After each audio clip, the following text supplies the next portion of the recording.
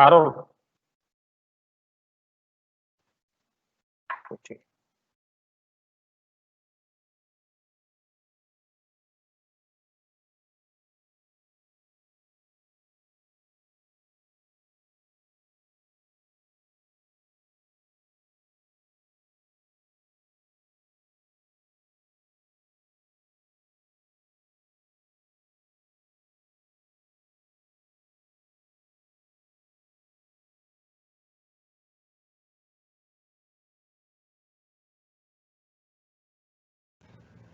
Sí,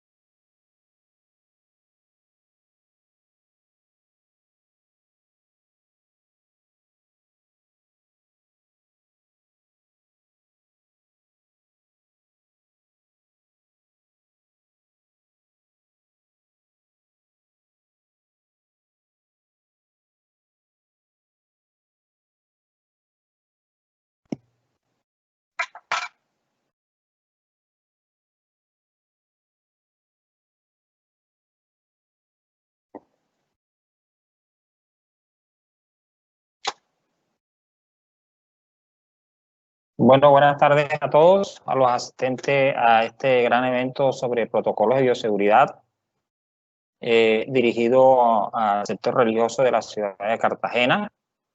Reciban un fraternal saludo del Servicio Nacional de Aprendizaje SENA, en cabeza del doctor Jaime Torrado Casadiego, nuestro director regional, de nuestra subdirectora, la doctora Viviana Pinto Tobar. La verdad que para nosotros es un gran honor estar con ustedes el día de hoy, enseñándoles estas normas de bioseguridad. Les presento a mi equipo de trabajo. El doctor Elías Bedoya, pues una persona capacitada en el tema de bioseguridad, uno de nuestros mejores instructores que tenemos el día de hoy. A la doctora Feliciana Kelly, también instructora de seguridad en el trabajo, también muy altamente capacitada para estar el día de ustedes, con el día de ustedes hoy.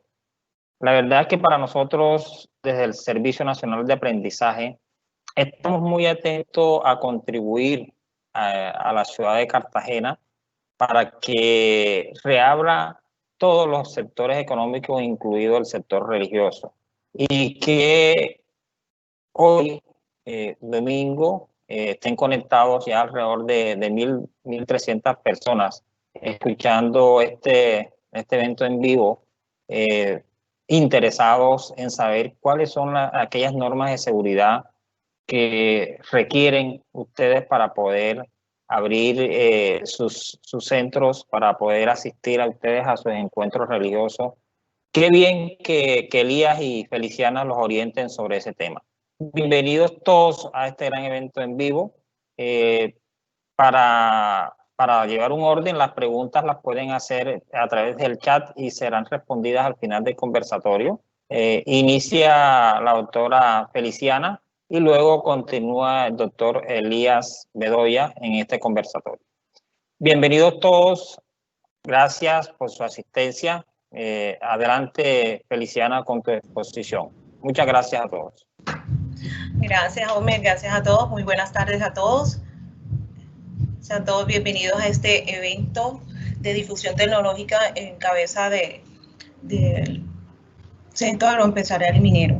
Para mí es de mucha satisfacción tratar estos temas con ustedes. En este día estoy atenta a dar la información sobre la parte inductiva de todo este tema para que ustedes manejen y puedan poder abrir nuevamente sus instalaciones religiosas. Una de las partes importantes que quiero tocar es el manejo de bioseguridad. El tema de bioseguridad es en este momento, más que cualquier tema de moda, es de suma importancia. Voy a proyectar unas imágenes que estarán en este momento, las estaré explicando, estaré en este conversatorio, dándoles la información explicativa de cada una de ellas. Harold.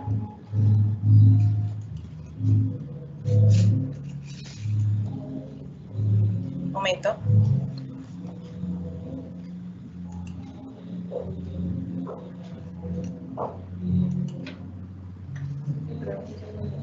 Ajá. ¿Ya los pueden ver?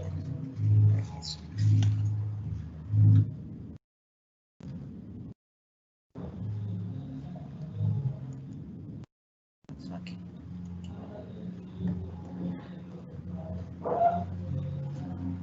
Bueno, por convenientes no están proyectando las imágenes, pero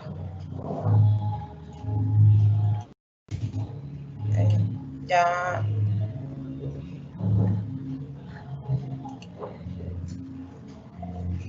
listo. Ya se están proyectando. Bueno, hablemos de qué es la bioseguridad. La definición, como les decía, es un conjunto de normas, medidas y protocolos. Son aplicados a múltiples procedimientos realizados en investigaciones. En este momento es una palabra que conocemos y que tenemos gran manejo porque es la que nos mantiene vivos, lo que en estos momentos está haciendo una de gran importancia alrededor del mundo, por decirlo así. El objetivo es contribuir a la prevención de riesgos ligados a infecciones derivadas a exposiciones directas con agentes potencialmente infecciosos, con cargas significativas de riesgo biológico.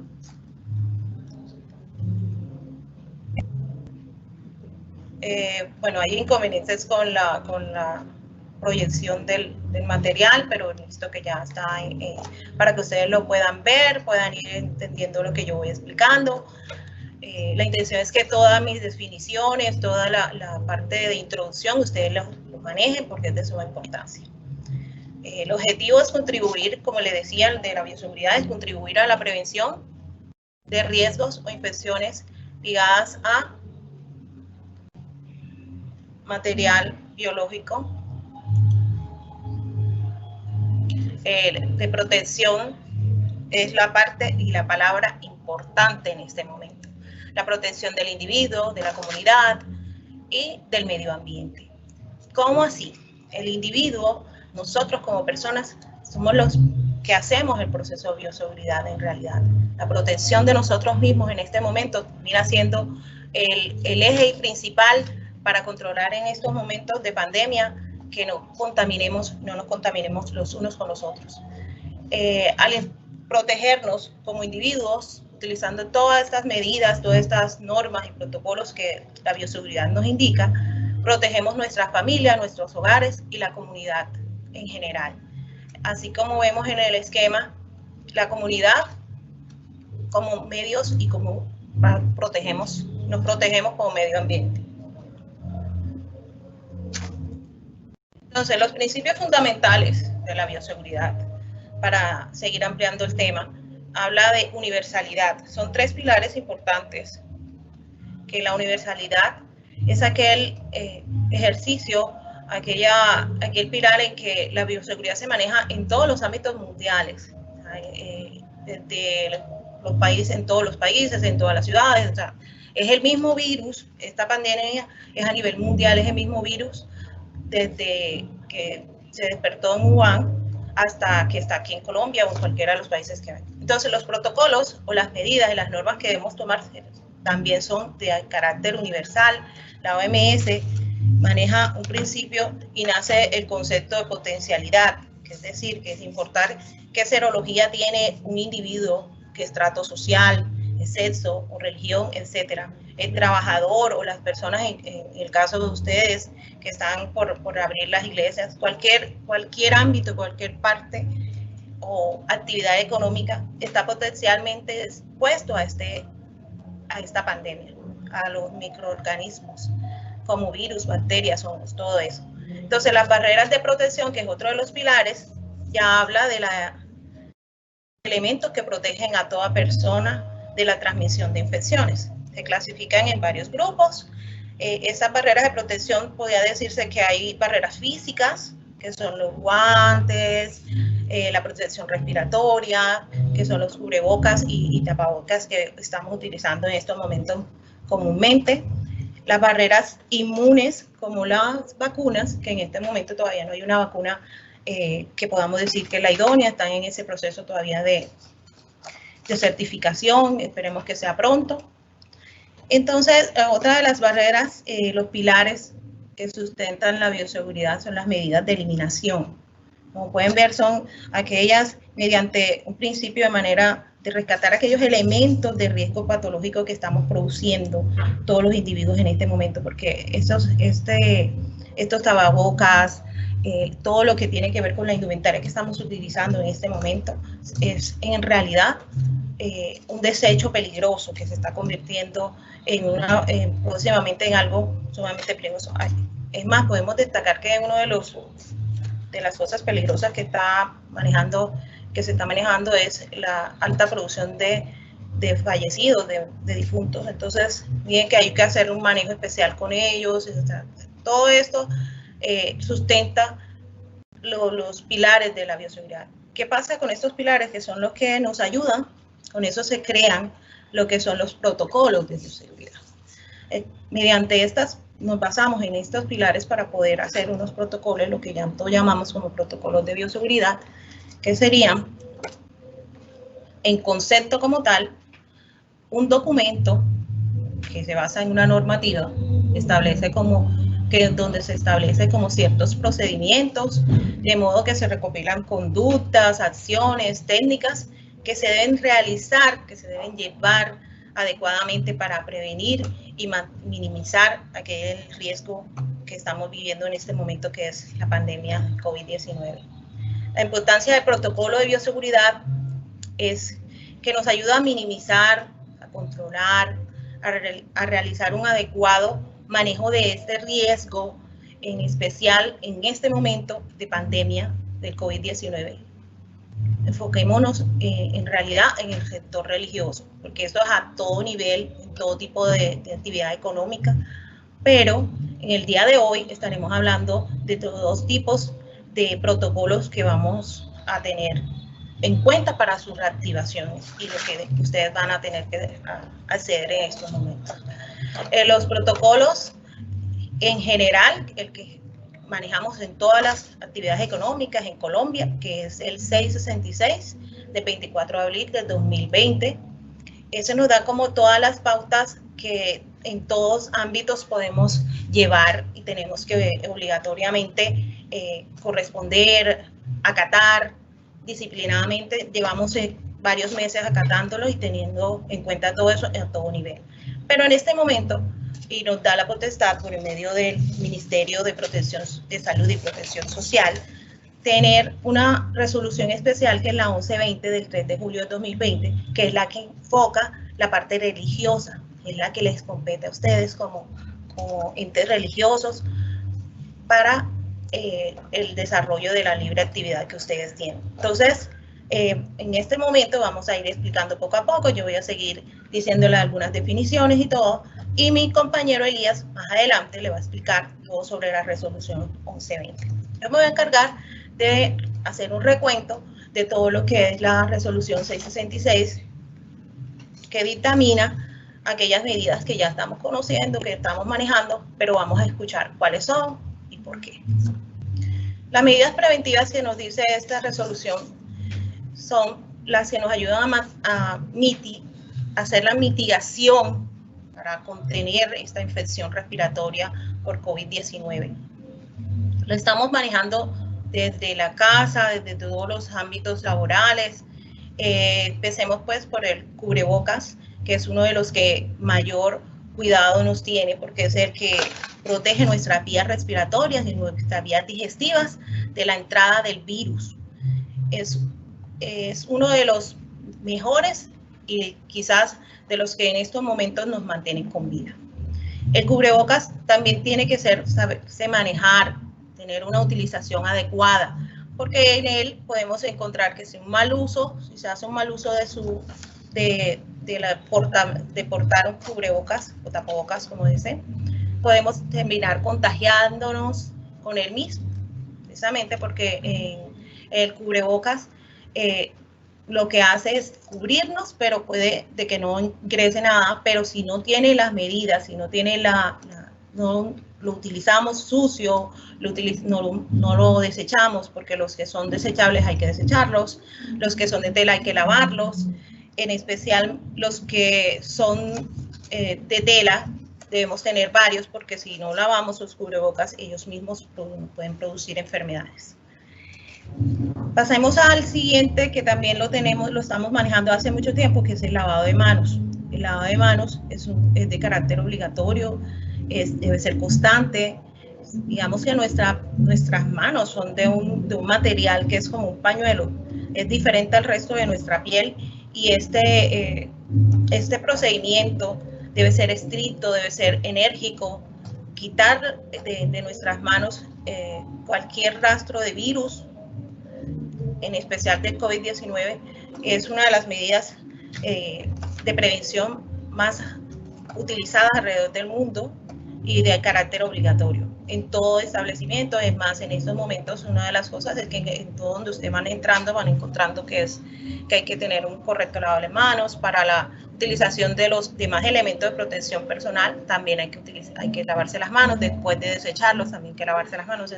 Es un ejercicio, es un cambio de hábito, es algo a los que nos tenemos que someter para estar en en constante prevención.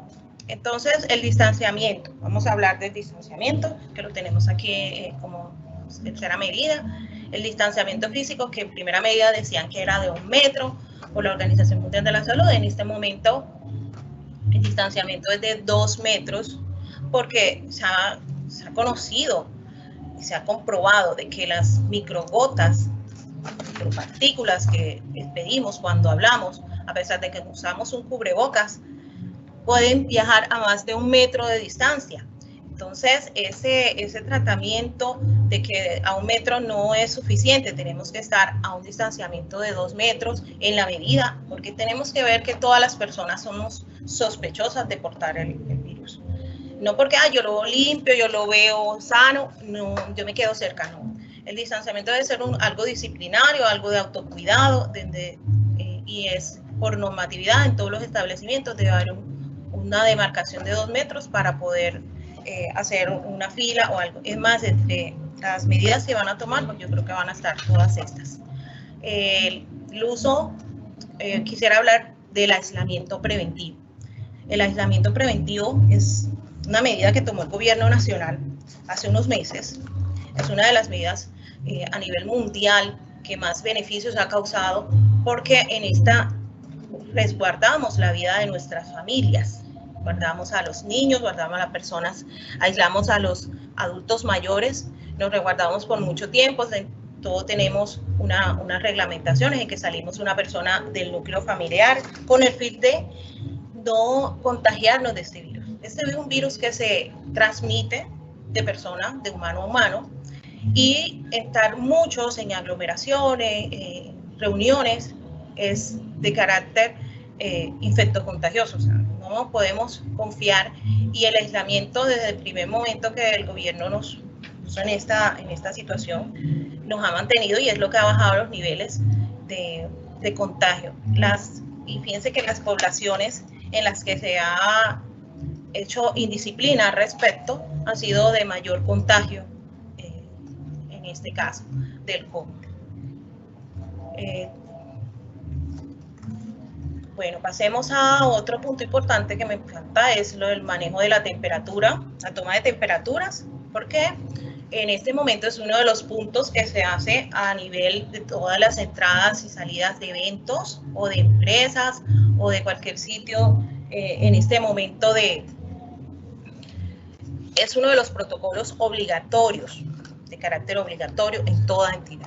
Así que en eso también vamos a tener que invertir, hay que comprar los elementos para eso. Una persona que tenga más de 38 grados no puede ingresar a ningún recinto porque tiene la sospecha de ser portador del virus. Así no sea, pero tenemos que proteger a las demás personas que ingresan al recinto. Entonces, la toma de temperatura es un mecanismo de defensa y de protección muy importante. Entonces, la desinfección y limpieza, para mí, son de las cosas que hay que hacer énfasis. Que el virus no sobrevive a la limpieza, ni a la y mucho menos a la desinfección. La limpieza es lo que nosotros conocemos como barrer, trapear, de usar un detergente para eliminar las partículas de suciedad y todo eso. En este caso, la limpieza, a partir del marco de la pandemia, ha tenido que hacerse de una manera mucho más específica, mucho más cuidadosa, y dependiendo de la actividad debe ser cada vez más exhaustiva. En caso de aglomeraciones de personas donde van a estar muchas, deben de estar haciendo limpieza constante. No es que limpiamos en la mañana y ya no limpiamos más, no. Hay que hacer una limpieza continua después de cada culto, después de cada reunión, para que el otro grupo, por decirlo así, no encuentre nada de suciedad. La desinfección es a otro ámbito, porque la desinfección es la utilización entonces de productos químicos o físicos, como los químicos pueden ser el alcohol, el hipoclorito, algunas sustancias fuertes que terminan matando definitivamente algún rastro acabando con la mayoría de los microorganismos que tenemos en peligro, que nos ponen en peligro a la hora de Y en especial en este momento lo estamos utilizando muchísimo. La desinfección es la parte importante, porque tenemos que desinfectar manos, tenemos que desinfectar, higienizar todas las áreas, porque nosotros mismos podemos ser focos de contagio para algo. Todavía todos no nos hemos hecho el control, no nos hemos hecho el examen, así que tanto para nosotros como para otros es de menester desinfectar todas las áreas, desinfectar los puestos de trabajo. En el caso de ustedes van a dar cuenta de todas las medidas de desinfección que van a tener que tomar. La mascarilla es de uso hospitalario, pero en este momento hay muchos tipos de mascarillas que protegen toda la cara para poder que no entre, porque uno de los puntos de ingreso del virus, de los más peligrosos, entra por los ojos, entra por la mucosa ocular. El virus lo podemos respirar fácilmente. Las microgotas de otras personas podemos inhalarlas por la nariz, puede ingresar por las vías digestivas. Entonces, para personas que tienen difícil manejo y que pueden tocarse la cara, sería ideal usar cualquier tipo de mascarillas o cubridor facial, pantallas faciales. Entonces, fíjense que todas estas medidas que acabo de mencionar están contempladas en el decreto 666, o sea, son de carácter obligatorio. En todas partes donde vamos nos encontramos con este tipo y ejercicio de actividad.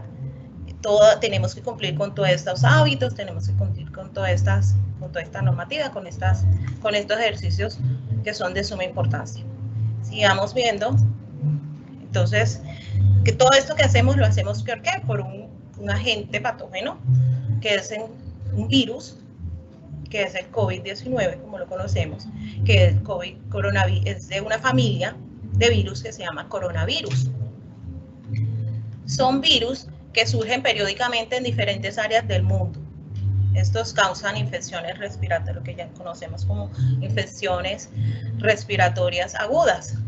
Son unas especies de gripa que pueden ser a veces muy leves, pero de forma grave pueden ser perjudiciales.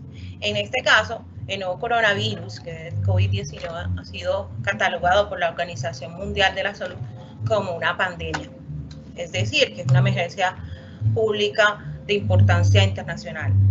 Es una pandemia, ¿por qué? Porque se presenta en todos los países. O sea, no es algo que se dio en un solo país y ahí quedó, no. Es algo que cuando ya trasciende fronteras, es un solo virus que ha recorrido el mundo y que ha afectado de tal manera a todos los seres humanos en ese mundo, con una gran peligrosidad. ¿Por qué? Porque no tiene una cura, no hay descubierto, o sea, tiene unas características muy fuertes, que es extremadamente infectocontagioso y letal, una alta letalidad, o sea, es altamente mortal, mucho más allá de todos los virus que ya se han descubierto, los coronavirus que ya se manejan, que tienen que ver con la tuberculosis y con otras enfermedades respiratorias que se manejan también por coronavirus. Hay unos coronavirus que le dan a los animales, pero son manejables. Este no, este está fuera de control, apenas estamos en proceso de conocer qué medicamentos, qué antígenos, cosas pueden ejercerse para minimizar la peligrosidad del virus. El efecto infectocontagioso tan alto que tiene, que no podemos estar cerca los unos a los otros, no podemos dar la mano, no podemos dar besos, no podemos intercambiar ningún tipo de alimentos, ni de vasos, ni utensilios de cocina. O sea, es de los virus de cualquier forma nos podemos contagiar. O sea, no podemos decir que el día de mañana no podemos. No. Hay que darle un manejo estricto, receloso, objetivo y temeroso de no contagiarnos. Por eso hay que darle un manejo especial. Y es por eso todo esto de los protocolos, es por eso que toda esta normatividad, todo lo que hemos tenido que vivir en este tiempo para poder protegernos de este virus tan fuerte no nos haga daño.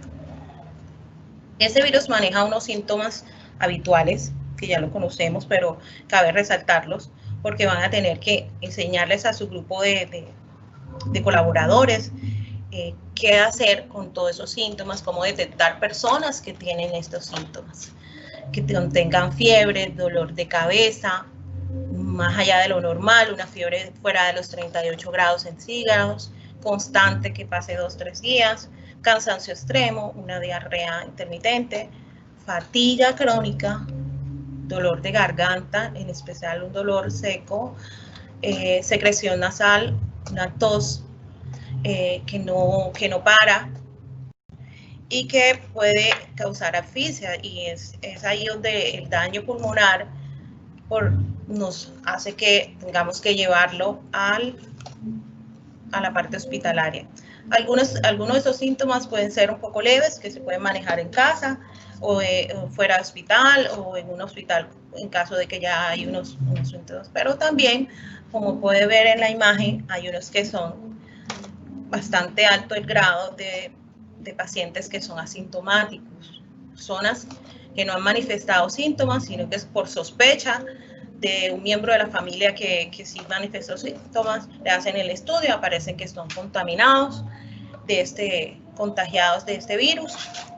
Estas personas, para mí, son las que son más peligrosas, porque cuando ya una persona tiene el virus, tiene los síntomas, tiene un método de prevención, y es el aislamiento obligatorio personal, por decirlo así, donde se entra a una habitación, se aísla de todo el núcleo familiar, la persona por conciencia, no creo que esté en la calle, es lo idóneo, pero las personas que son asintomáticas pueden estar al lado de nosotros y no sabemos. Entonces, de ahí todas las medidas anteriores, todo el temor a la actividad, digamos, hay que tener mucho cuidado en la actividad en la que ustedes están comprometidos, porque se maneja un número de personas, de seguidores, de fieles que se reúnen en un solo sitio, y es ahí donde hay que evitar un contagio masivo de las personas.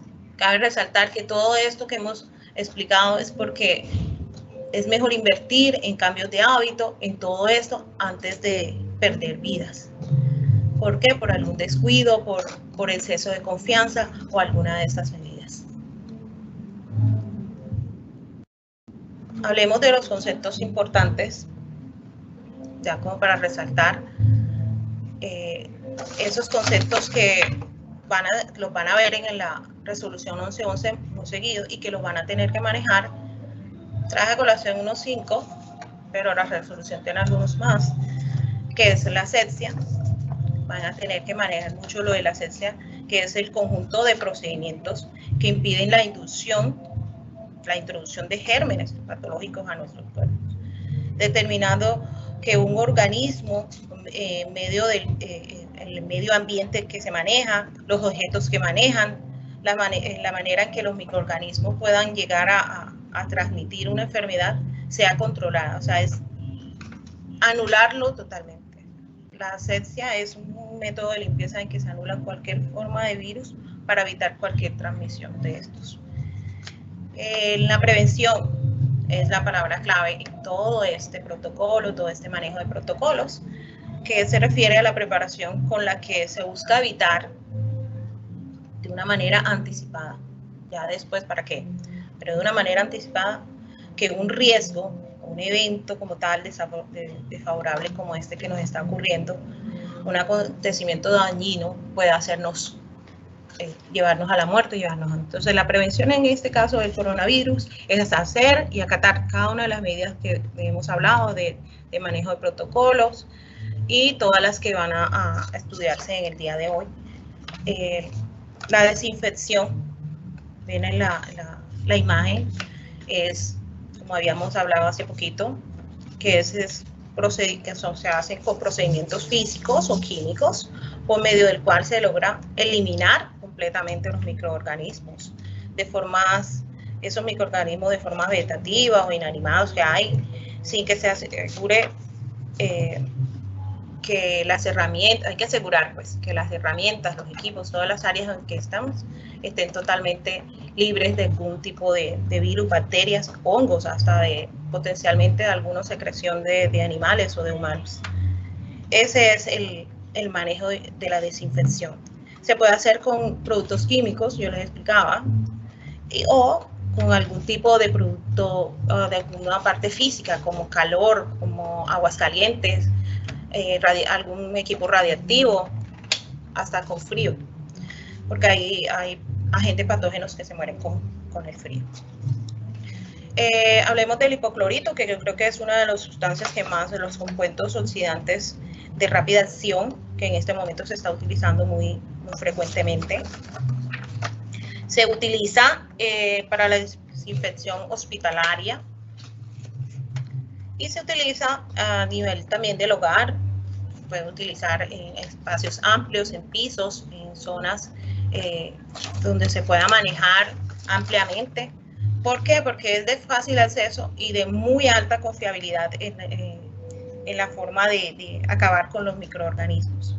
La única deficiencia que tiene es que es de colorante y oxidante. Entonces, si lo usamos en el vestuario, si lo usamos en materiales metálicos, puede oxidar y puede dañar cualquier tipo de ropa. El material contaminado. Hablemos por último del material contaminado. ¿Qué es eso del material contaminado? Es aquellos que estamos desprendiendo en este momento, que están saliendo del contacto con microorganismos. De todos somos sospechosos, entonces si utilizamos una botella también con nuestra saliva se convierte en material contaminado, los tapabocas, todos los elementos de protección personal que estamos utilizando son en estos momentos un material contaminado, un material sospechoso de que contiene el virus. Entonces miren que todas estas medidas, todos estos conceptos y definiciones son las que yo quería traer a colación para que cuando expliquen todo lo que es la normatividad que ustedes van a tener que llevar y todo eso, ya tengan estos conceptos claros. Yo espero que les haya quedado ahí todo esto claro y vamos a seguir respondiendo preguntas y demás dentro de un momento. Por favor, Harold, vamos a pasar al instructor Elías Bedoya, quien va a explicar la normatividad 1120 del 2020.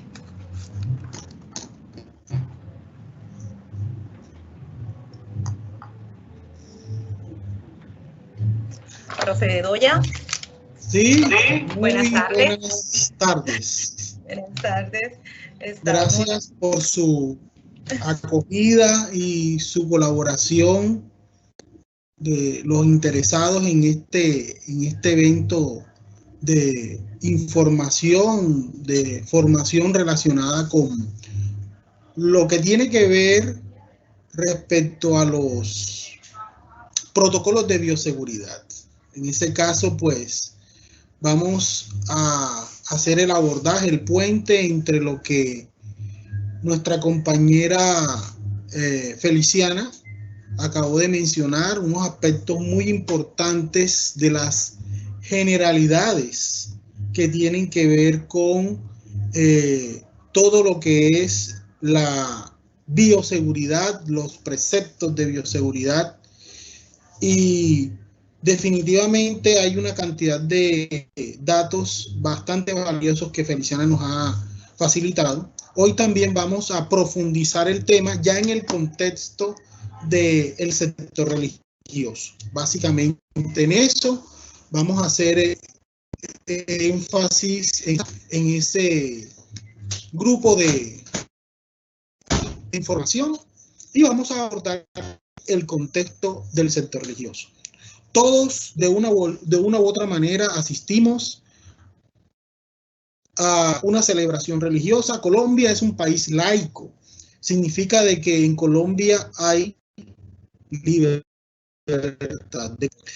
Por eso mismo nosotros tenemos que hacer énfasis en esta libertad de cultos y en esta manera en la que se deben desarrollar las actividades de la celebración de las diferentes creencias, y esto debe ser motivo de alegría y motivo de felicidad para el pueblo colombiano. No debe constituir un motivo de dificultad ni debe constituir una preocupación de ninguna manera. Por eso hoy tenemos a bien compartir con ustedes un material relacionado con lo que tiene que ver concretamente hacia el sector religioso. Es ese sector religioso, en este caso, el que nos tiene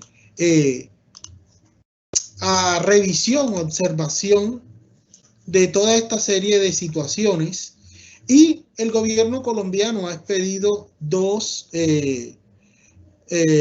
resoluciones, las cuales una es la resolución del protocolo general, el cual pues tiene que ver con todos los sectores económicos, y otra viene siendo la que nos ocupa en la tarde de hoy, que es el sector religioso. Como pueden ver, el sector religioso en Colombia está alineado por una gran cantidad de dogmas, de organizaciones religiosas que están diseminadas alrededor del país. Las garantías constitucionales que hay en Colombia permiten, en ese caso, que estos grupos se reúnan en diferentes escenarios que convocan personas, y que estas personas, obviamente en el marco de la pandemia, están también involucradas con una serie de situaciones que debemos considerar, que debemos analizar. Vamos a mirar entonces, en ese caso, la manera en que vamos a revisar este componente y cómo están familiarizándose con lo que hoy por hoy es el desarrollo de la reactivación de los distintos sectores económicos. Ya sabemos que el Servicio Nacional de Aprendizaje está contribuyendo al cumplimiento de uno de los objetivos de los protocolos de bioseguridad al facilitar este espacio en lo que se conoce en este momento como la capacitación, la información de todas y cada una de las personas que se integran en una celebración religiosa.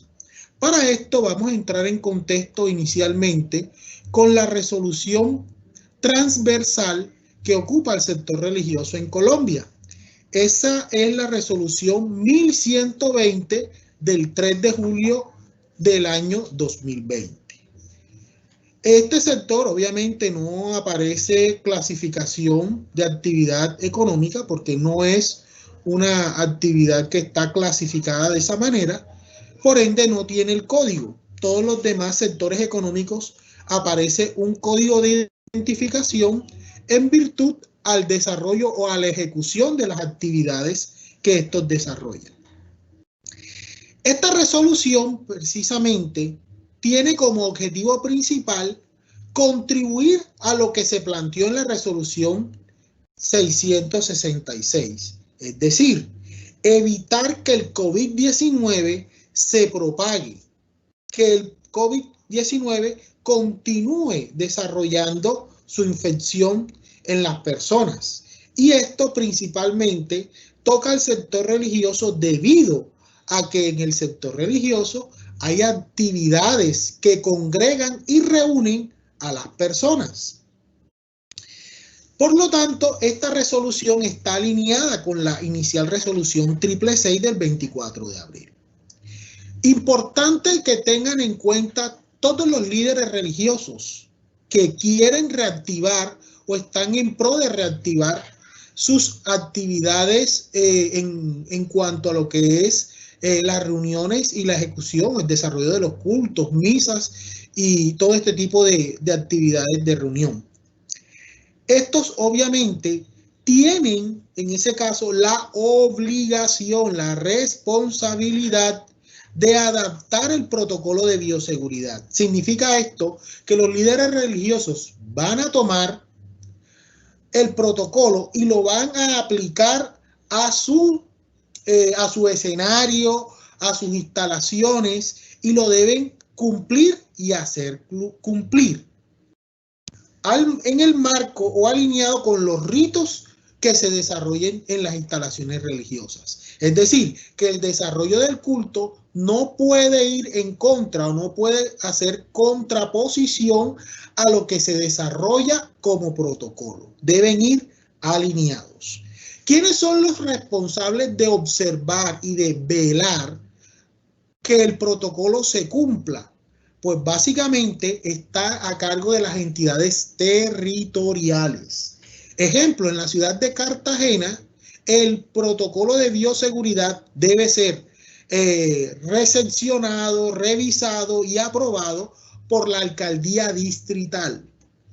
De igual forma, en los municipios, también todos los protocolos se deberán presentar a la autoridad municipal, a la alcaldía municipal, en cabeza, obviamente, de su Secretaría de Salud. Para el caso de Cartagena, es el distrito de Cartagena, el Departamento Administrativo Distrital de Salud, DADIS. Esta resolución está vigente y solamente le va a permitir a la entidad religiosa seguir haciendo sus actividades en la medida que la entidad territorial también le apruebe.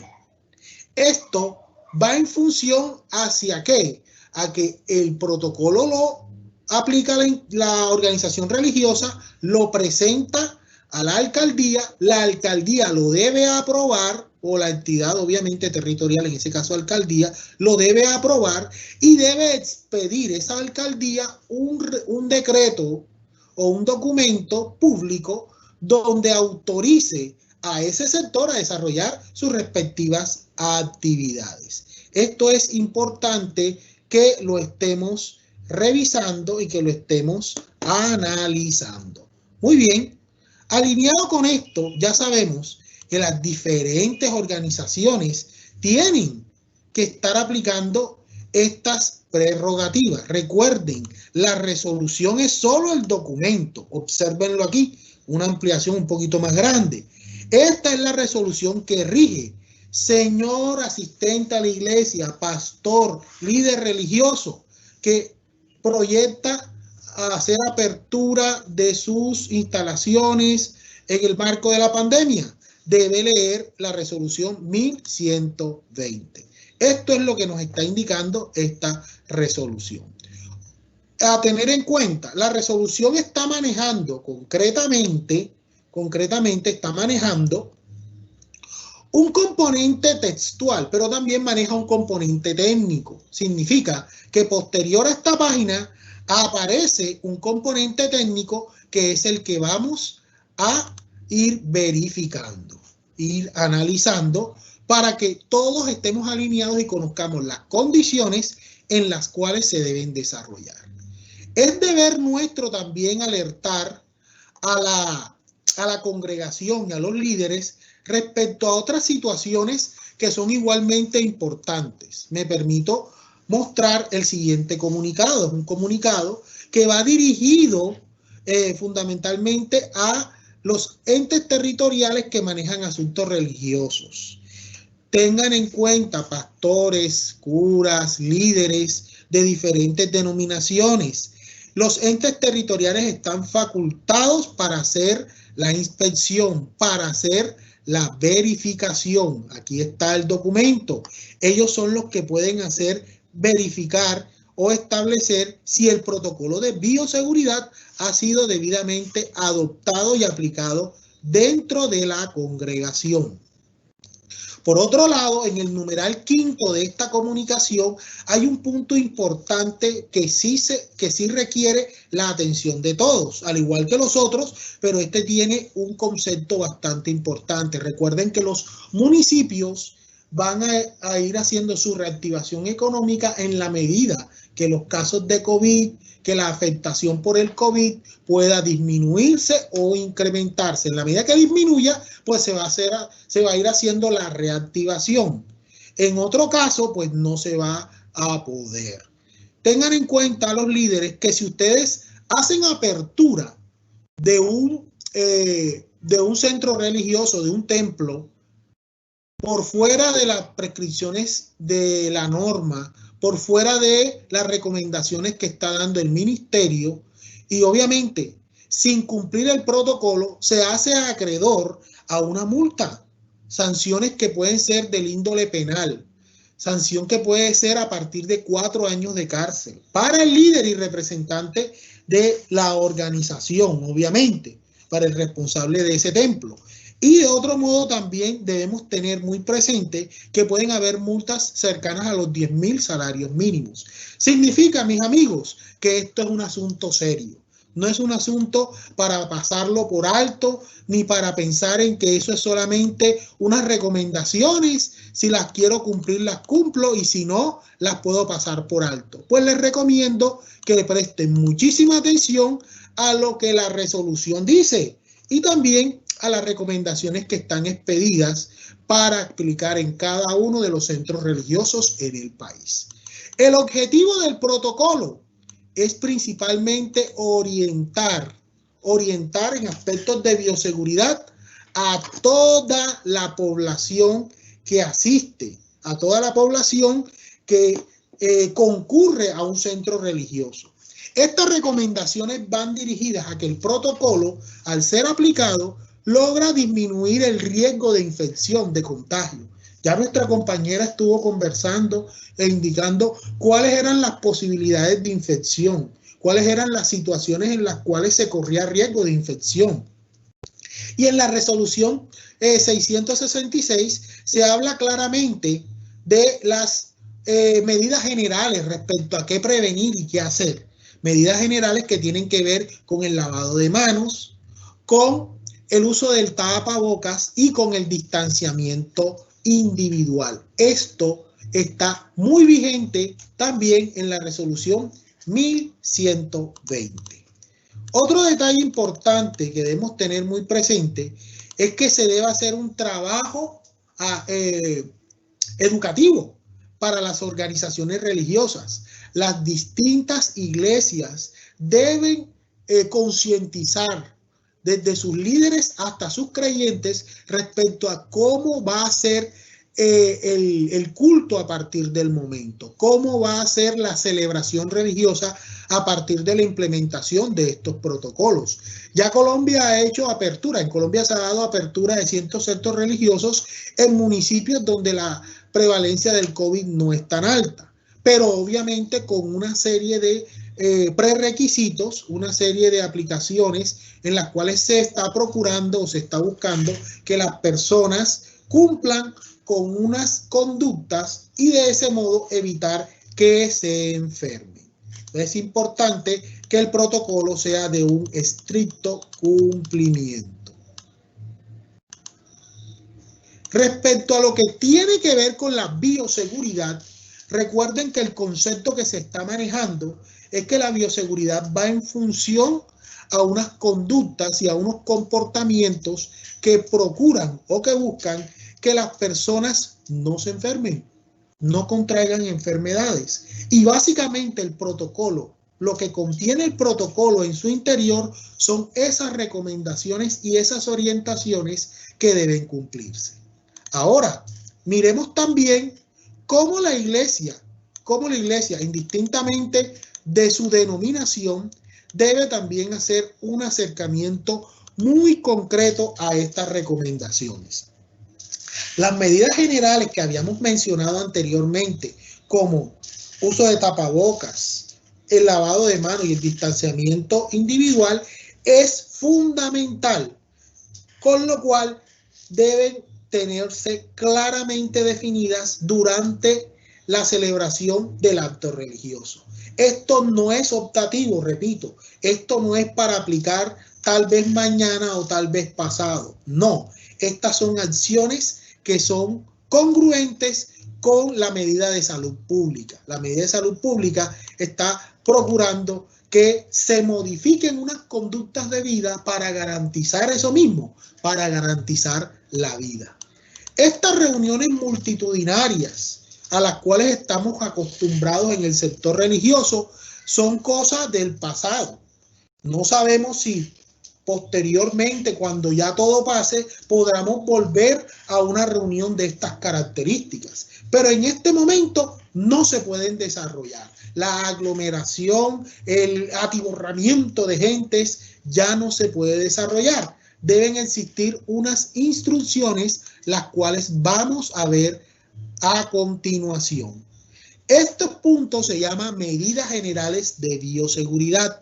¿Quiénes deben tener estas medidas generales de bioseguridad. Este capítulo va dirigido especialmente a los responsables del lugar del culto. Llámese pastor, llámese cura, llámese orientador espiritual, la persona que es la responsable del culto, junto con los voluntarios o colaboradores, deberán tener muy en cuenta las siguientes recomendaciones. Mucha atención, papel y lápiz, para tener en cuenta y para que no se nos olvide nada.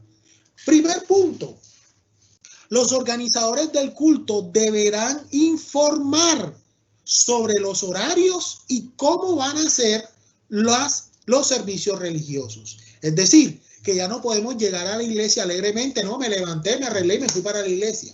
No, usted debe ser informado previamente y debe ser constatado de que usted va a asistir al culto en un horario determinado.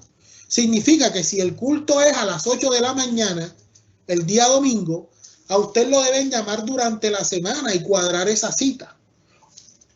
O usted también puede llamar y consultar a ver si hay cupo para usted. ¿Por qué? Porque la iglesia no puede llenarse en su totalidad. No se puede llenar a totalidad. Deben existir unos espacios, deben existir unos parámetros para el aforo de la iglesia. Significa que si antes la iglesia en un lleno, un aforo total, cuando había aforo total era de 100 personas, por ejemplo, pues ese aforo se va a reducir respondiendo a los requerimientos del protocolo. Es decir, si el protocolo dice que solamente pueden asistir el 30 o el 50% del aforo en un culto, o el que permita el distanciamiento de 2 metros entre persona y persona, pues ya eso limita a la iglesia a calcular un número de personas. Entonces dice, no, a ese culto, al culto nada más caben 50 personas. Es decir, que los 50 primeros agendados serán los que podrán ir en el culto de las 8. Se recomienda de manera importante que estas personas que asistan estén apuntadas. Y en esa llamada telefónica, en esa consulta que se te hace, puede ser por WhatsApp, por chat, por correo electrónico, qué sé yo, lo que implemente la iglesia, lo que tenga bien, porque es un mecanismo de información. Se debe constatar cómo está la persona, su estado de salud. Si ha presentado fiebre, si ha presentado algún tipo de enfermedad, problema respiratorio, entre otros temas, como comentó nuestra compañera al inicio de la formación. Si todo está correcto, usted quedaría apuntado para 1 hora en un día específico y usted asistiría a esa reunión. Recuerde que la puntualidad es importante debido a que ya los cultos no pueden durar 2 ni 3 horas. La recomendación que se ha dado es que una reunión dure alrededor de 1 hora. Y es importante entonces llegar temprano porque la entrada va a cambiar. No, la gente no va a entrar así directamente. Hay que hacer de pronto una filita, te toman la temperatura, te toman unos datos. Esos detallitos que vamos a aclarar más adelante. Importante, usted sale de la casa directo al culto y del culto a la casa. Conserve medidas de bioseguridad. La recomendación es que usted, si va para la iglesia, vaya directamente a la iglesia, que no se desvíe. Y de la iglesia a la casa. Es también una de las recomendaciones importantes. Básicamente, conservar ciertas medidas de bioseguridad, obviamente porque eso es lo que se le está recomendando. Al salir de la casa, usar su tapaboca, llevar alguna sustancia desinfectante en el bolso y obviamente tener mucho control. Las personas que van a llamar al personal, a las personas que están en la celebración, obviamente, tienen que tener, obviamente, toda esta orientación, este conocimiento respecto a las medidas de bioseguridad para detectar los signos y los síntomas. La persona tiene fiebre, tiene gripa, está mal, se siente agotada, malestar general, esa persona no puede ir al culto, esa persona se debe quedar en la casa. Es un acto irresponsable salir con fiebre. Porque igual cuando llegues a la puerta y te tomen la temperatura y te da fiebre y apareces con fiebre, pues automáticamente tú quedas descartado para ingresar. Entonces es importante ser muy sinceros al momento de la consulta. La iglesia debe ser capacitada. Las personas que colaboran en la ejecución del culto también deben recibir capacitación. Estas personas deben también manejar este ejercicio de las comunicaciones respecto a lo que tiene que ver con las llamadas, con los correos electrónicos, la manera en que la iglesia va a copiar los datos y va a hacer el manejo de la información para que las personas que asistan en los horarios y asistan en las condiciones adecuadas. Importante antes del culto, pastores, ministros, importante. Todas las instalaciones del culto deben estar desinfectadas, es decir, lavadas con agua, con detergente, jabón, limpias con hipoclorito, ¿cierto? Tenerlas muy limpias antes del ingreso de las personas. No es que va a entrar y es que va a limpiar. Antes, si el culto empieza a las 8, a las 7:30 ya todas las instalaciones deben estar limpias, aseadas, secas, desinfectadas. Eso es muy importante. También se le debe decir a las personas que su conducta debe ser acorde a las condiciones en las cuales se está manejando el culto en ese momento. No olvidemos que se debe garantizar durante la espera para el culto. ¿Se acuerdan que ya la gente no puede entrar de una a la iglesia? La gente tiene que llegar y hacerse anotar al ingreso. Es decir, que cuando usted llegue a la iglesia, usted primero que todo debe llegar con su tapaboca. Cuando llegue a la puerta, el ujier, el colaborador que está ahí, le va a preguntar su nombre, o si le sabe el nombre, lo va a anotar, y le va a tomar la temperatura.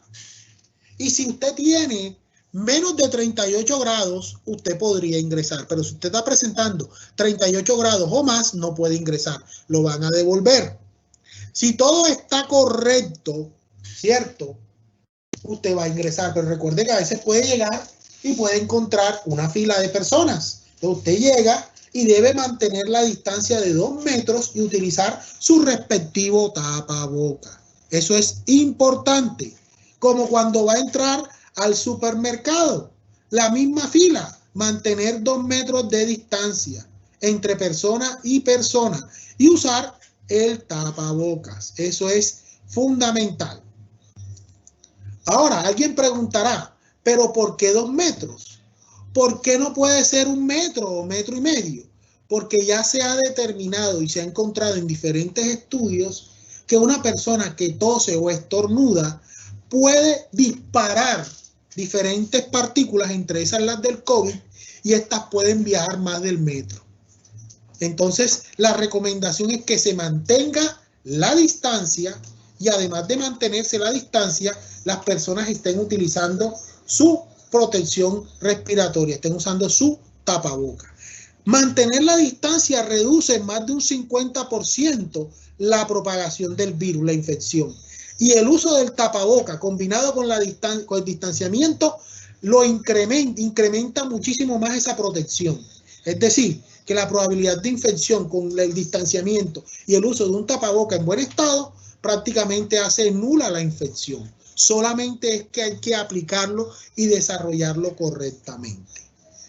Malas noticias para nuestros niños. ¿Por qué hay malas noticias para nuestros niños? Porque los niños, niñas y adolescentes no podrán ingresar al culto. Estas personas deben quedarse en la casa. No podrán ingresar al culto. Se van a quedar en la casita. No pueden ingresar. ¿Hasta qué? Hasta que el gobierno determine lo contrario. Es básicamente eso. Es básicamente eso. Hasta el momento no ha cambiado esta prescripción. Se mantienen las medidas con los niños, niñas y adolescentes, y solamente se está permitiendo la salida a personas adultas en buena condición de salud. Esto pues obviamente ya es algo que está convenido. Incluso tenemos noticias de que en Estados Unidos abrieron las escuelas y obviamente esto disparó la tasa de infecciones. Entonces, aunque los niños no se ven tan afectados en las tasas de letalidad, no queremos que nuestros niños se enfermen. Entonces, por el momento, los lugares de culto se van a privar de la presencia de los niños. La higienización de manos es fundamental. La higienización de manos está recomendada para todos los escenarios, para la casa misma. Entonces, las personas cuando ingresen al culto, después de que les tomen la temperatura, que registren sus datos, que le pregunten cómo ha sido su salud últimamente, obviamente la persona al ingresar va a encontrarse con un momento de higienización de manos. Es decir, la persona te va a suministrar alcohol o alcohol glicerinado para que te apliques en las manos. Se va a aplicar de esa manera. Es importante también no olvidar que esta medida de higienización de manos, el uso del alcohol, no reemplaza el lavado de manos. Es decir, siempre que te puedas lavar las manos, hazlo. Pero la higienización con alcohol se usa mucho cuando estás fuera de casa. Cuando estás fuera de casa y vas a entrar a un centro comercial o un almacén, te aplican el alcohol. Aquí va a ser exactamente lo mismo. Significa que deben disponer de dispensadores de alcohol como el que están viendo en este momento. Un dispensador. En la entrada y en el recinto también deben tener señalizada un lugar donde haya un bidón con alcohol o un recipiente con alcohol similar al que estamos viendo en este momento para que las personas hagan la respectiva higienización. Bueno, esta imagen me la facilitaron, la imagen que voy a mostrarles en este momento. Veanla aquí, tengo una imagen que me facilitaron un amigo. Esta es una iglesia cristiana donde la persona llega y luego que la persona le toman la temperatura, luego que la persona da los datos y dice cómo se siente y todo, y la persona ya va a ingresar, pues sencillamente tiene la opción de llegar, pisar el tapete. Vea, este tapete tiene cartón antes y cartón después, o puede ser tapetes también. Pero el tapete negro es el que contiene la sustancia desinfectante de suelas. Es decir, que la persona se limpia el exceso de tierra aquí, pisa el tapete negro muy húmedo para que sus suelas queden desinfectadas. Generalmente se aplica hipoclorito aquí y está el otro tapetico no tan húmedo y luego está el cartoncito o el tapete posterior. Frente a él va a encontrar el bidón, es decir, el recipiente para el alcohol. La persona, ella misma, presiona la parte superior y ahí va a poder recibir el alcohol. Velo, ahí llega, presiona, se aplica el alcohol y esta persona debe hacerse la limpieza de manos antes de tomar asiento, antes de sentarse. Vean aquí otra presentación. Este tiene colorcito, este gel con alcohol. Obviamente el alcohol puro solo es más económico y ahí tienen las opciones. Debe estar ahí, el protocolo lo debe decir y debe estar ahí porque es una de las cosas que van a verificar. Cada persona que ingresa al recinto, ¿verdad? Se le toma la temperatura, ya lo dije, y no puede tener 38 o más de 38, véanlo aquí. Si la persona marca 38, la devuelven. Hermano, qué pena, amigo, amiga, debe retornar a la casa porque tiene fiebre. No, pero ya yo llegué, yo perdí el viaje. No, debes retornar a la casa y debes dar un aviso a la autoridad de salud. No puedes continuar. Estas pistolas las están vendiendo, están masificadas ahora. Generalmente las estándar manejan 3 colores, es decir, un color cuando te toman la temperatura con la pistolita te marca, si marca menos de 37 sale un color verde, la pantallita se pone verde, te marca 37 o menos de 37. Pero si tienes entre 37 y 38 te marca amarillo. Y si te marca más de 38 se pone rojita la pantalla. Entonces, la persona te va a tomar la temperatura. ¿Dónde te va a colocar la pistolita? La pistolita la puede colocar en la frente, en el cuello o en la mano, no cubierta. De pronto la persona trae un suéter, manga larga, una camisa manga larga, entonces se va a remangar. No, porque hay calor debajo de la tela. Debe ser en piel expuesta, en la mano en vez de la mano, o de pronto en la parte superior de la cabeza en piel, se coloca en piel. Se han suscitado muchas cosas diciendo de que es buena, es mala, eso es dañino. Pues básicamente eso es lo que genera un espectro de luz, un infrarrojo, que al chocar con la piel refleja nuevamente y retorna y da la medición de la temperatura.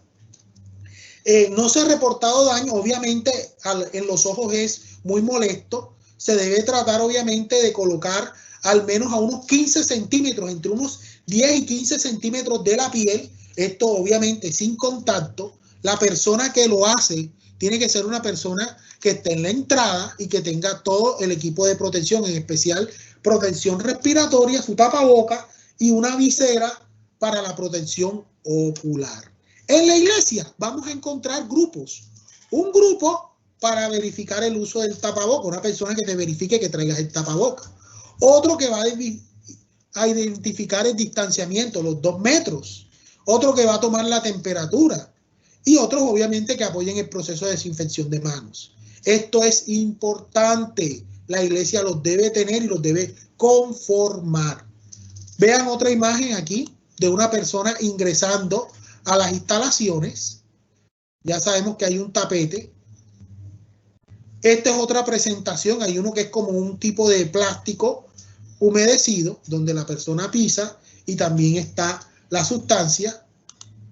También tenemos algunos que son tipo esponja, pero obviamente estas esponjas tienen jabón y eso de pronto no es muy favorable, pero se puede utilizar también tipo tapete con alcohol. Esto es uno de los que con hipoclorito, especialmente este. ¿Qué más recomendaciones hay respecto a la manera en que van a ingresar o hacer las actividades? Bueno, vamos a mirar aquí de que las personas cuando lleguen al culto, al evento, deben dejarse guiar por los colaboradores. Es decir, debe haber una silla ya para usted y usted debe tomar esa silla, se le muestra en qué silla se colocará, usted se sentará y se debe quedar ahí. No va a cambiar, no puede caminar el templo, no que voy a saludar a fulano, no es posible. Las personas deben mantenerse en ese lugar que se les ha dispuesto.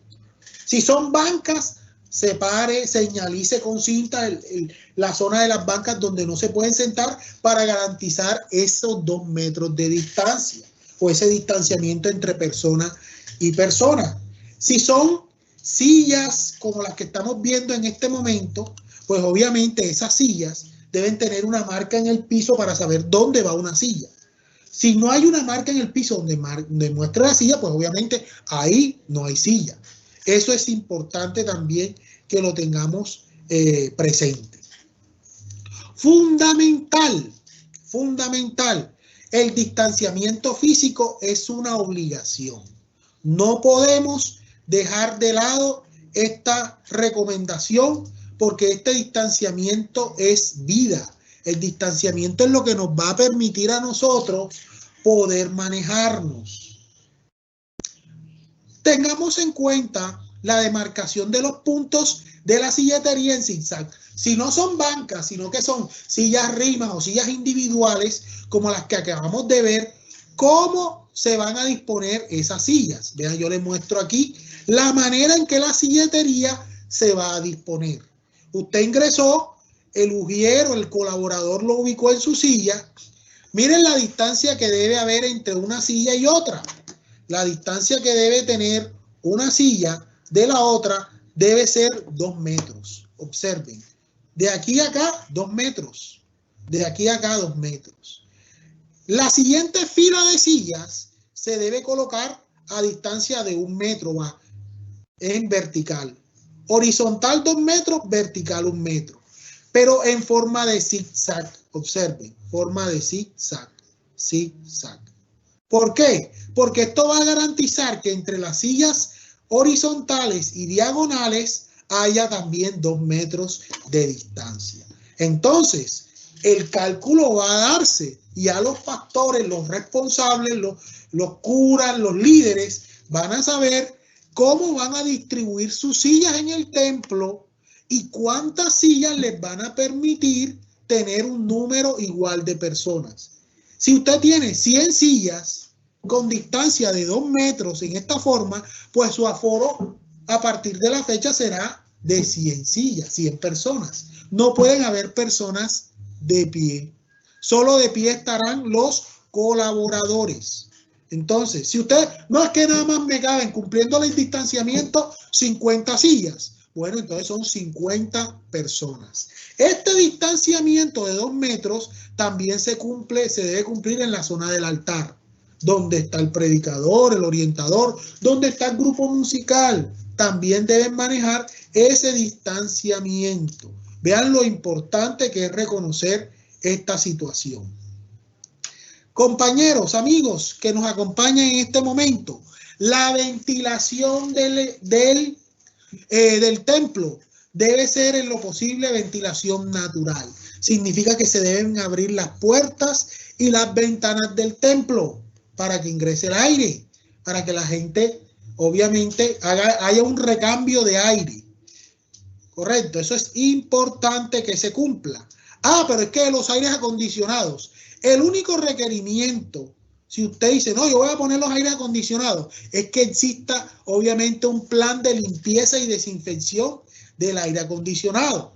Se debe cumplir, si va a tener un aire, el aire debe tener la prescripción de High Efficiency Particulate Air, es decir, que tenga una alta eficiencia de filtración de aire para poderlo garantizar. Y el mantenimiento debe ser adecuado y debe ser permanente. No se puede hacer mantenimiento. Un aire acondicionado se hace mantenimiento cada 3 meses. En este caso no debe ser cada 3 meses.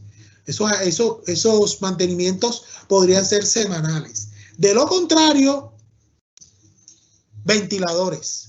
Ventiladores que obviamente garanticen la recirculación del aire junto con la apertura de puertas y ventanas. No olvidemos la evacuación del templo. De la misma manera, los colaboradores deben orientar cómo debe ser la salida de las personas y que éstas se puedan manejar de una manera conveniente. Debe existir una señalización para el ingreso y para la evacuación del lugar. Recuerden que se deben evitar aglomeraciones, que son nuestro principal problema. Las aglomeraciones hay que evitarlas. Fundamental, importante. En las iglesias no se va a poder vender alimentos ni se podrá manipular alimentos en el templo. No podrán haber cafeterías, restaurantes o cooperativas donde se vendan alimentos. Esa actividad está suspendida a la fecha. Eso es importante que lo tengan en cuenta. No pueden abrir ni tener espacios para preparación o venta o expendio de alimentos. Definitivamente los alimentos son para la casa. Entonces, esas son las descripciones que da el ministerio en este momento. Los baños, una recomendación. Si el culto dura 1 hora, por favor, vaya directo al culto, disfruta el culto. No, que llega, no, que yo necesito el baño, que va con una emergencia, va para el baño. Entonces, eso también hay que irlo controlando en virtud de que esos desplazamientos, pues obviamente, si la persona necesita ir al baño, debe avisarle a un colaborador que lo oriente, que le diga por dónde debe caminar para no disminuir la distancia.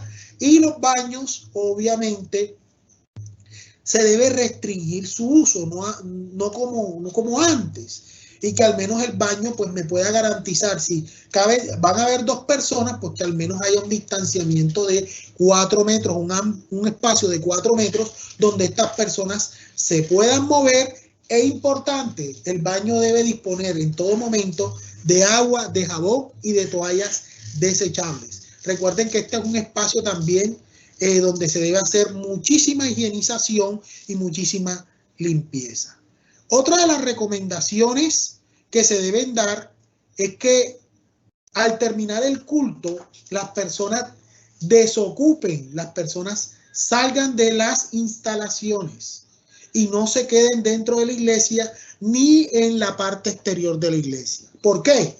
Porque esto se va a prestar para malos entendidos. Recuerden que la comunidad también nos observa. Ahora cualquiera saca un celular, te graba, te toma una foto y te dice, mira, en la iglesia tal hay un montón de gente hablando, charlando, haciendo desorden afuera, y es lo que está propagando la proliferación del COVID-19. Y eso puede generar un escándalo y puede llegar a cerrarse la iglesia. Entonces, evitemos esas aglomeraciones. Al salir, salga y ubíquese en otro lugar, pero en la iglesia no, porque esas aglomeraciones son contraproducentes. Bueno, pero no crean que solamente los pastores o los líderes tienen obligaciones. Ustedes también deben cumplir con aspectos importantes. Uno, respeta el distanciamiento de los 2 metros. Esto debe mantenerse. Tanto durante la espera, al ingreso, al moverse dentro de la iglesia y al salir de la iglesia. Cuando usted salga de su casa, debe salir con el tapabocas colocado. Colóquese el tapabocas, no lo retire, no lo mueva, no se lo quite. Mantener el tapabocas. El tapabocas es intocable. Colóqueselo. Obviamente ustedes ya saben que el tapabocas debe estar seco, debe estar higiénico, debe estar limpio. Es importantísimo esto. Esto debe estar muy acorde a las necesidades. Fundamental también limpieza de manos, la higienización. Si usted va a salir, de pronto puede llevar un tarrito pequeñito en el bolsito, donde tenga alcohol por si alguna cosa. Si usted se mueve, si se está moviendo en un transporte público, pues obviamente si te mueves en un transporte público, esto puede ser un poquito más complicado debido a que definitivamente ya tienes que estar atento al aforo del bus, no puede haber, el bus no debe estar atiborrado de gente, y si lo está, pues mejor no tomes ese bus, busca otro, haz uso de otro medio de transporte. Si tienes tu propio medio de transporte sería excelente, es bastante importante esto. El distanciamiento físico, ya lo mencionamos. Cuando usted llegue y le toque hacer una fila para ingresar al templo, mantenga el distanciamiento, no haga tertulias en la fila, manténgase en silencio, no toque a nadie, no salude de beso ni de abrazo a nadie. Esto es importante. Y ese distanciamiento se debe mantener durante la actividad religiosa. Permanentemente el tapabocas, no se lo quite, no lo toque, manténgase en una postura respetuosa, siéntese bien, porque es importante sentarse bien. No vas a tener chance de apoyarte en otra silla, debes mantenerte en tu posición. Es importante también entender que en esta contingencia ustedes no van a poder llevar elementos de su casa. No que voy a llevar unos cirios, unas velas para adornar, o voy a llevar un ramo de flores, o voy a llevar un jarrón. No, nada, ningún tipo de accesorio.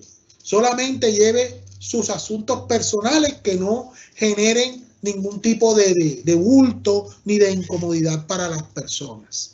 Y bueno, si la persona está presentando comorbilidades como hipertensión, diabetes, enfermedades respiratorias, enfermedades obstructivas, pulmonares de cualquier índole, o si se está embarazada, si la persona ha presentado signos o síntomas de tos, fiebre, resfriado, no vaya al culto. Si lo llamaron para verificarle, usted se siente con esto o tiene esto, cédale el puesto a otro. No, estoy enfermo, no me siento bien. Y esa persona que no se siente bien la van a llamar, pero te van a llamar para verificarte dentro de 14 días, porque pasados 14 días ya debiste mejorar. Ya sabemos que estos asuntos son importantes. Si la persona está enfermita, no que la persona se siente con malestar, es una persona mayor de 60 años. Las personas mayores de 60 años deben quedarse en la casa. Deben ver la liturgia, el culto, lo deben ver por la línea de internet, por el canal de internet que tenga la organización. Eso es importante que se maneje de esta manera y evitar obviamente estos conatos de aglomeración y situaciones en las cuales pueden haber enfermedades. Otro detalle importante, no saludar de mano, ni dar besos, ni dar abrazos. Las iglesias deben adecuar el espacio para el manejo de ofrendas, para el manejo de diezmos. Cosas deben idearse, no está escrito, pero deben idearse maneras higiénicas para recibir los aportes voluntarios de los feligreses, ya sea que la ofrenda se envuelva en una bolsita plástica pequeña y se coloque a la salida del culto, no para movilizar, sino que las personas van saliendo, ahí están las ofrendas, el recipiente de las ofrendas y los diezmos, colóquelos ahí. No, porque es en un sobre. Bueno, anótelo en su sobrecito en su casa, envuélvalo en su casa en un papelito, en una bolsita transparente o una bolsita limpia, aplíquele alcohol y lléveselo. Y cuando vaya a salir, lo deposita a la salida. Hay otras iglesias que manejan transferencias electrónicas. Todo eso es válido. Todo lo que nos permita mantener el distanciamiento y evitar el contacto personal nos va a servir muchísimo. Recuerden que todas estas disposiciones deben quedar en un documento. Los pastores deben ser sumamente cuidadosos de que todo lo que escriban en el protocolo se esté cumpliendo. Si hay una cosa que usted no hace, no la ponga en el protocolo, porque te va a perjudicar al momento de una visita. Usted dice, no, es que usted dijo que usted tenía 3 bidones con alcohol y aquí nada más tiene 1. No, es que yo puse 3 porque íbamos a comprar 3, pero no.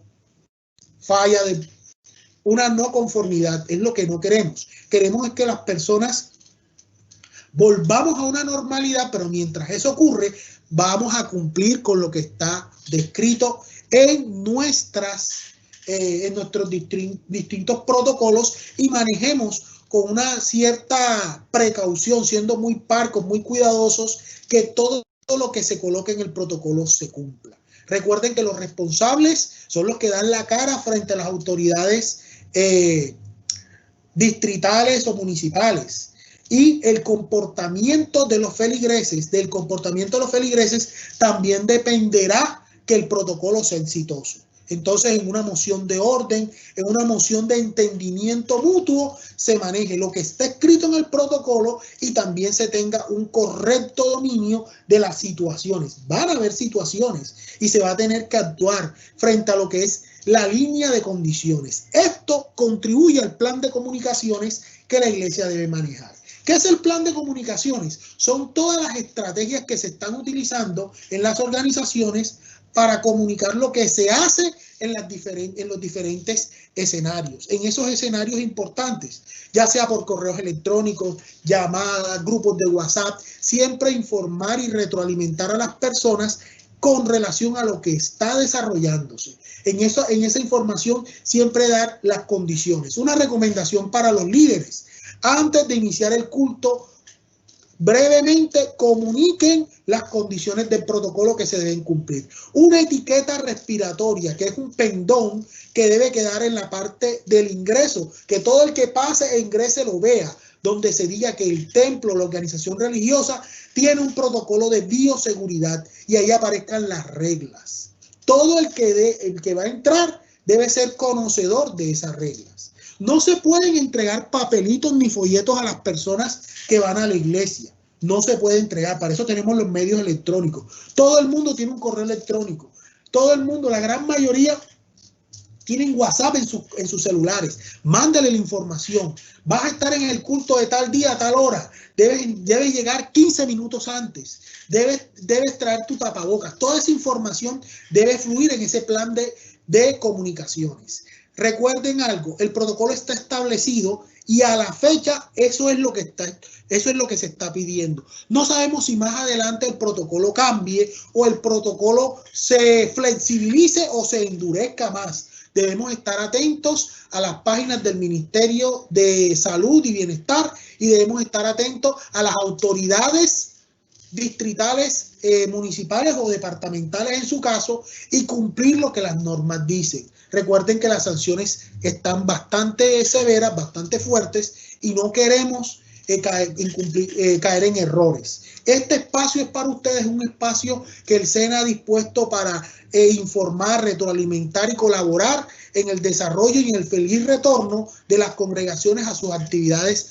presenciales. Bueno, muchísimas gracias a ustedes por la atención y bueno, las preguntas a que haya de contestar con muchísimo gusto, estamos en su disposición.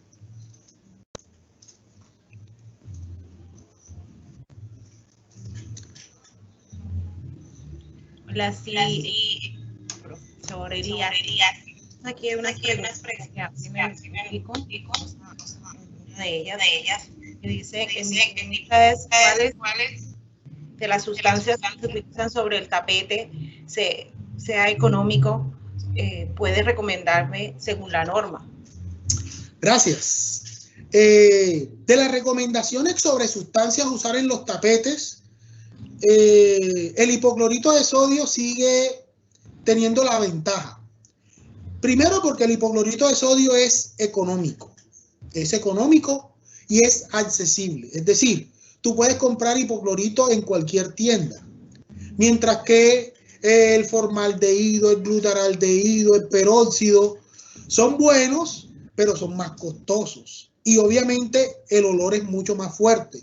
El formaldehído, el glutaraldehído son más fuertes. Entonces se recomienda en este momento el uso de el hipoclorito de sodio. Es el más recomendado en este momento. También hay que recordar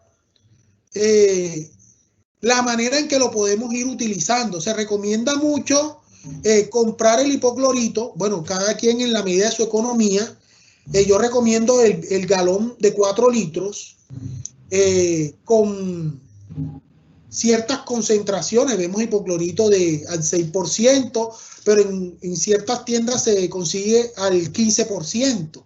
Entonces, si nosotros diluimos en 900 centímetros cúbicos de agua potable 100 centímetros cúbicos de hipoclorito, vamos a tener 1 litro de alta eficiencia, es decir, un hipoclorito de muy buen uso, de muy buena aplicación, muy eficiente. Recuerden que el hipoclorito también hay que dejarlo actuar. No podemos colocar el hipoclorito y retirarlo enseguida. Hay que aplicar el hipoclorito y de buena manera dejarlo actuar entre 10 a 15 minutos para que haga la desinfección cuando es en pisos o es en superficies. Eso es muy importante tenerlo en cuenta. Y el alcohol antiséptico, entre el 70 y el 90%, cuando nos lo apliquemos, cualquier escenario, sea en el trabajo, la casa o al ingreso, aplicarlo en las manos y hacer esa aplicación y hacer movimientos rápidos con la mano para que se seque rápidamente. A veces las personas usan el alcohol glicerinado y les queda una sensación incómoda, pero eso es porque se han frotado mucho. Se frota una sola vez, que empape toda la mano y mueven las manos para que este se seque rápidamente. ¿Qué otra pregunta, Feliciana? Profe, hay una pregunta que dice si es necesario una persona que está a la entrada tomando la temperatura tenga que utilizar elementos de protección personal y a qué distancia debe estar ubicada.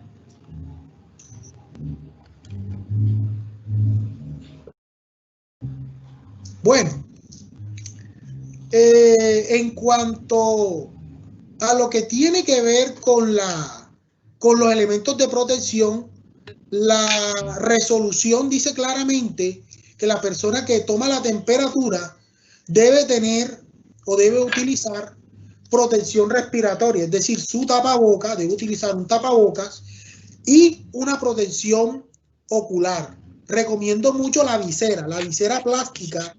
Recomiendo mucho la visera plástica porque protege muy bien el rostro. Entonces, bien importante que se consideren al menos esas dos. Pero recuerden que si estamos en este ámbito de manejar personas, pues la persona que también está tomando la temperatura utilice sus guantes por precaución. Guante de látex o de nitrilo por precaución. Eso se recomienda mucho a la persona que está haciendo esto. Bueno, profesor, otra de las preguntas, eso es muy importante, que si el aforo es de 50 personas, incluyendo a los colaboradores y miembros de la iglesia, o es solamente para el público. Bueno. Ok. Respecto al aforo, se está hablando del aforo del templo. Se habla del aforo del templo. Como la zona del altar, en la zona del altar no hay colocación de sillas de manera que sea de la forma de lo que son los asistentes, sino que ellos son también personas que realizan el culto, pues básicamente lo que se está hablando es de los asistentes al culto. El piloto que se implementó en Colombia hablaba de un aforo reducido a 50 personas inicialmente. Esto obviamente para congregaciones grandes. Pero ahora se va a manejar un aforo después del segundo piloto, un aforo del 35%. Entonces, la recomendación es que veamos en lo que es la silletería del templo, las personas que están en el templo, a ellos es que se les aplica el aforo, a los que están sentados recibiendo el culto. Obviamente porque en la parte del altar, pues no se aplica silletería, ahí están solamente las personas que hacen el culto. Sin embargo, las personas que hacen el culto también deben manejar el distanciamiento de 2 metros. Eso sí es importante.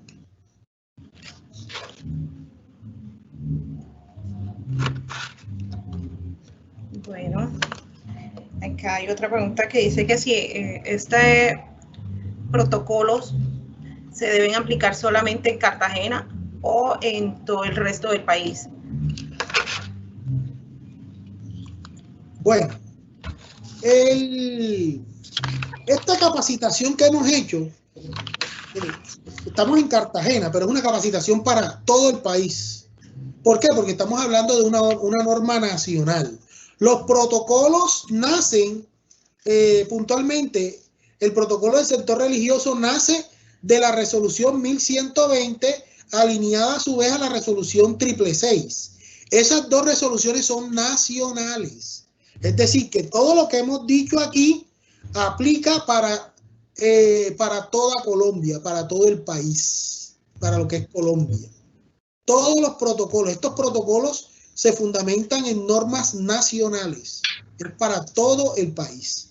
Entonces, si usted aplica un protocolo conforme a estas recomendaciones en Cartagena, pues obviamente las mismas recomendaciones para Cartagena son las mismas recomendaciones para Bogotá, para Barranquilla, para Cali. Son las mismas. Solo que las particularidades aplican exclusivamente al templo. Ya cuando hablamos de condiciones físicas del templo, obviamente hay que adaptarlo a ese templo. Pero lo que la norma dice es para todo a nivel nacional.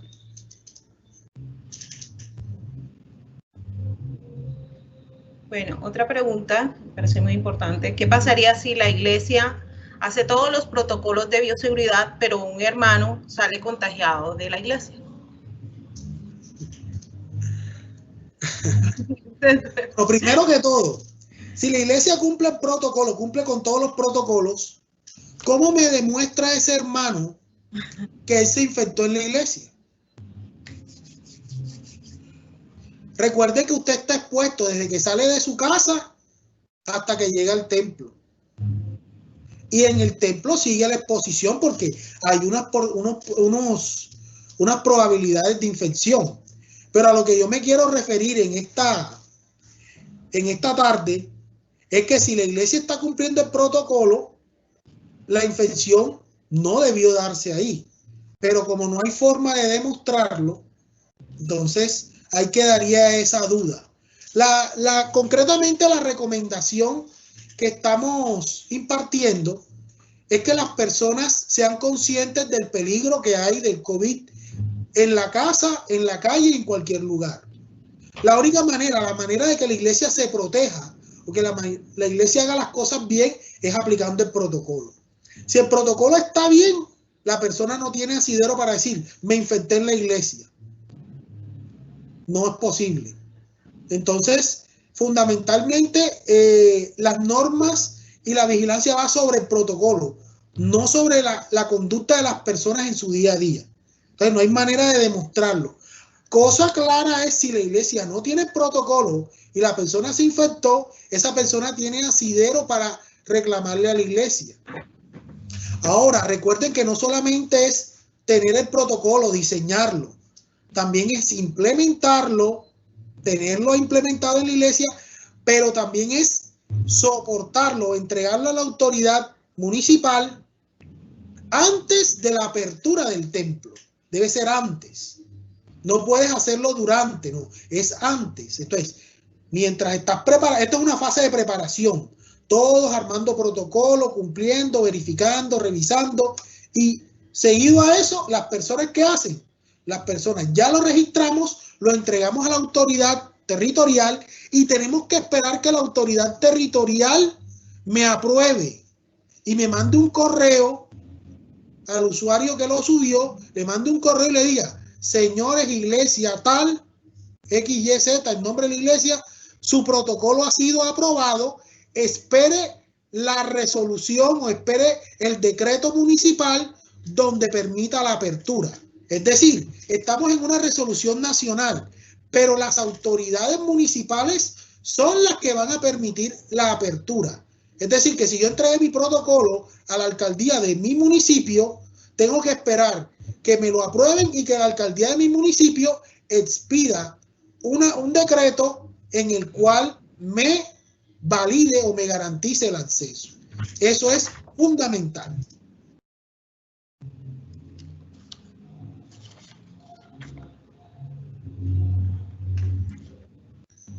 Bueno, entonces vamos a hacer un par de preguntas más. Una de ellas es: ¿cuántas veces se debe llenar el formulario de asistencia a la entrada de la iglesia? La asistencia es para el ingreso. Recuerden que ese listado de asistencia tiene dos momentos. Un momento en el que te llaman para confirmar tu asistencia, te llaman al celular o te mandan el correo para verificar tu asistencia, si vas a asistir.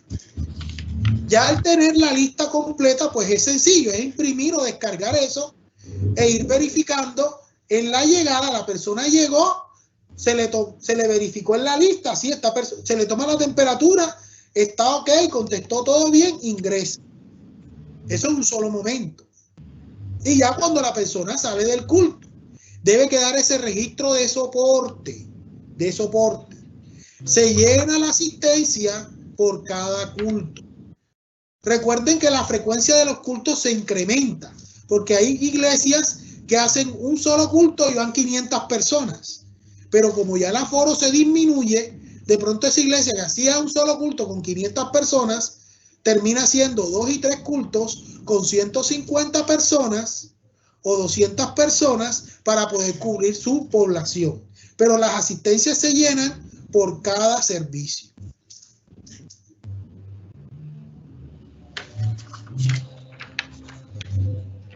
Bueno, por último, si una persona tiene síntomas de COVID y se presenta a la iglesia, ¿a dónde debe ser remitida?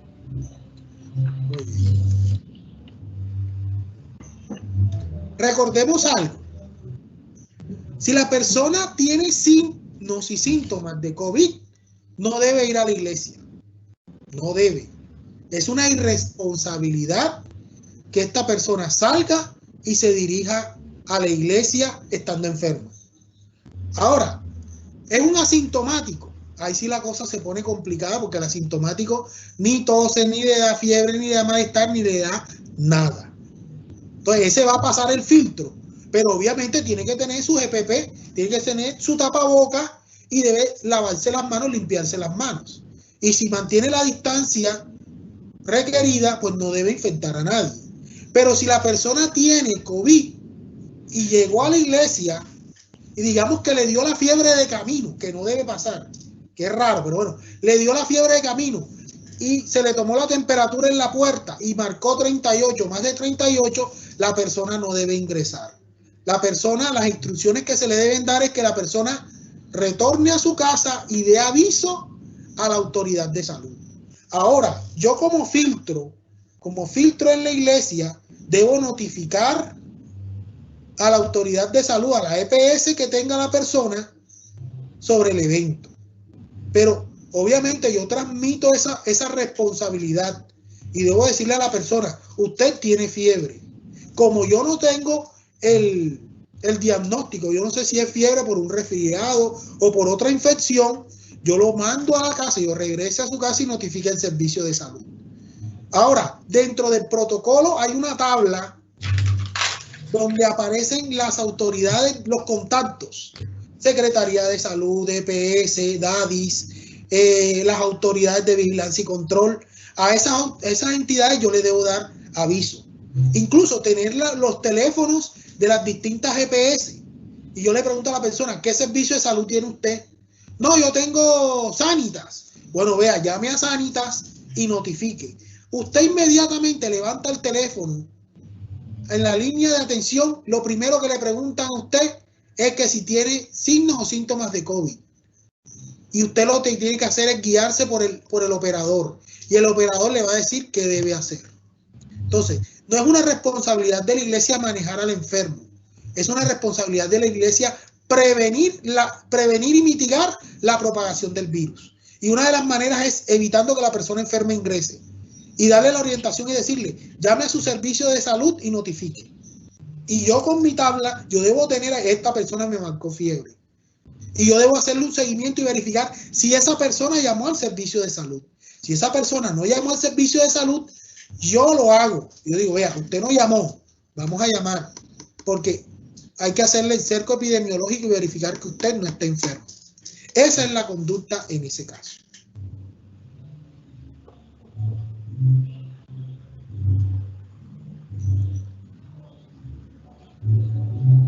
Bueno, muchas gracias. No sé si pasamos a una última pregunta, profesor. Sí, ¿cómo no?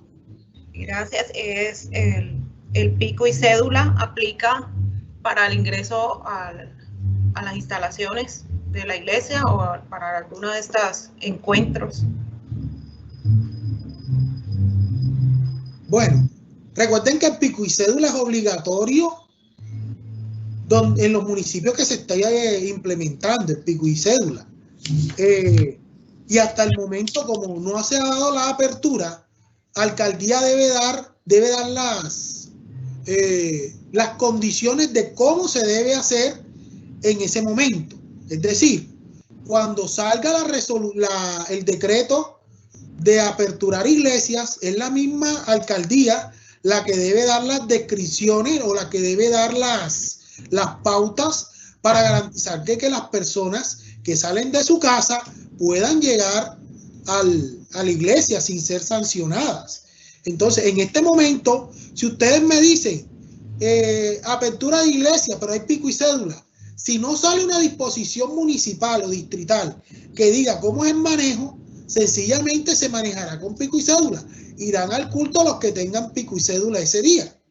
Pero vuelvo y repito, es la misma alcaldía la responsable de dar las pautas para garantizar que las personas que vayan al culto del domingo, del sábado, del día que esté asignado, no tengan inconvenientes con las autoridades. Eso ya debe ser una medida que la alcaldía debe garantizar y debe suministrar correctamente. Entonces, estaríamos a la espera tanto de la orientación respecto a la apertura de templos, hablando en el caso de Cartagena o de los municipios que obviamente están en recuperación. Recuerden que ya Cartagena la ocupación de camas de UCI está por debajo del 50% ya. Entonces son noticias favorables en las cuales ya se va a ir viendo la flexibilización. Pero las condiciones en cuanto a la movilidad de la casa a la iglesia y de la iglesia a la casa dependerán definitivamente de las autoridades municipales o distritales.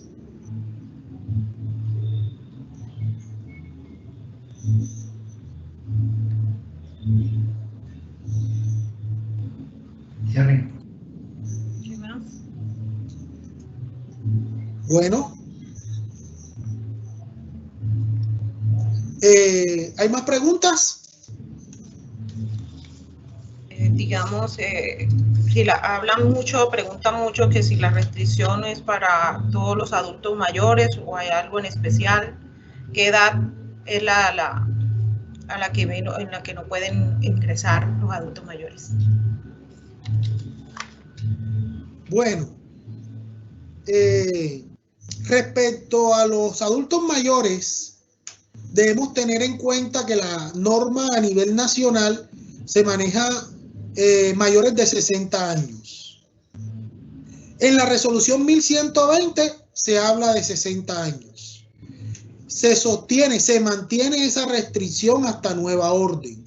Repito, la restricción es una medida de control y lo que busca es que los mayores no enfermen. Y se mantiene ese requerimiento. Perfecto.